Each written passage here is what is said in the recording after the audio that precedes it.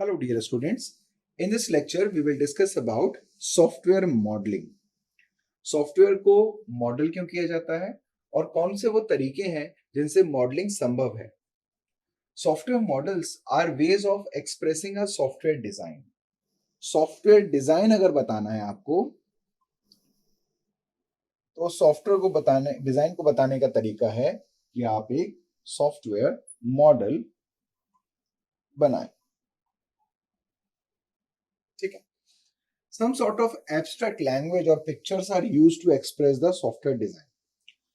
अब इस particular design को बनाने के लिए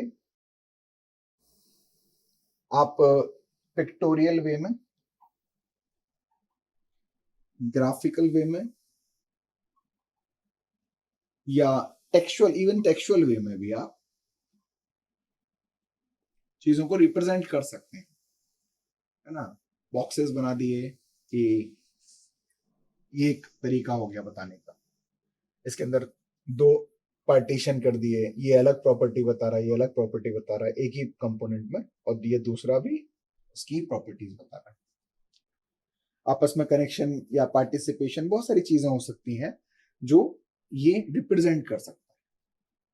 तो किसी पर्टिकुलर मॉडल को फॉलो करने से हम डिजाइन को रिप्रेजेंट कर सकते हैं, या डिजाइन को रिप्रेजेंट करने के लिए मॉडल एक इंस्ट्रूमेंट हो सकता है, आप ये बोल सकते हैं. ठीक है. For object oriented software. अब ऑब्जेक्ट ओरिएंटेड सॉफ्टवेयर क्या होते हैं? जिसमें हर चीज विजुलाइज की जाती है ऑब्जेक्ट के टर्म में. हर चीज ऑब्जेक्ट है. इसका थोड़ा सा डिस्कशन मैं करना चाहूंगा. आप समझिएगा कि अगर मैं बनाना, मैंगो,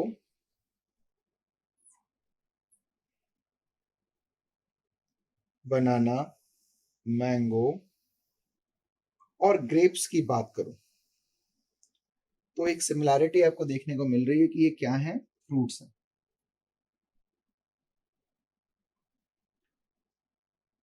क्या फ्रूट्स पहले एक कैटेगरी आई होगी? नहीं.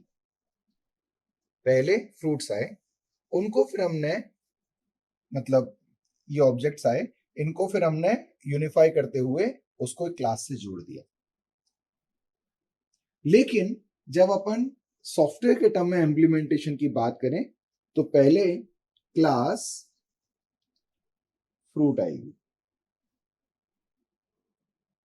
और फिर उसके अंदर, मतलब जो भी अपन ने इंप्लीमेंटेशन किया होगा, अब हम ऑब्जेक्ट बनाएंगे फ्रूट्स, बनाना, फ्रूट्स, मैंगो, फ्रूट्स, ग्रेप्स.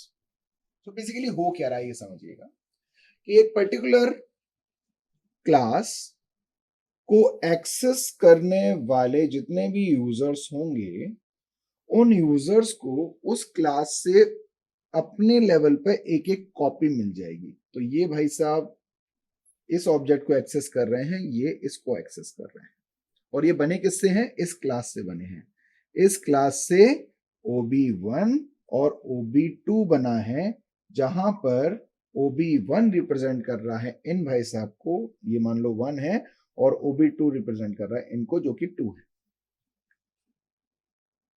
इन दोनों को अपने अपने लेवल पर सेपरेट मेमोरी मिलने के कारण एक सेपरेट फील आ रही है कि भाई ये पूरा सिस्टम मेरे लिए चल रहा है. ठीक है. सो ऑब्जेक्ट ओरिएंटेड जो सॉफ्टवेयर्स हैं उसमें ये फिलॉसफी फॉलो की जाती है.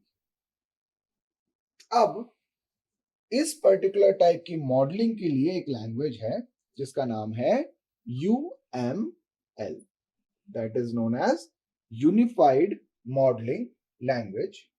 और ऑब्जेक्ट ओरिएंटेड सॉफ्टवेयर को रिप्रेजेंट करने का, डिजाइन को रिप्रेजेंट करने का तरीका है UML, unified modelling language. So we will see it in next lecture.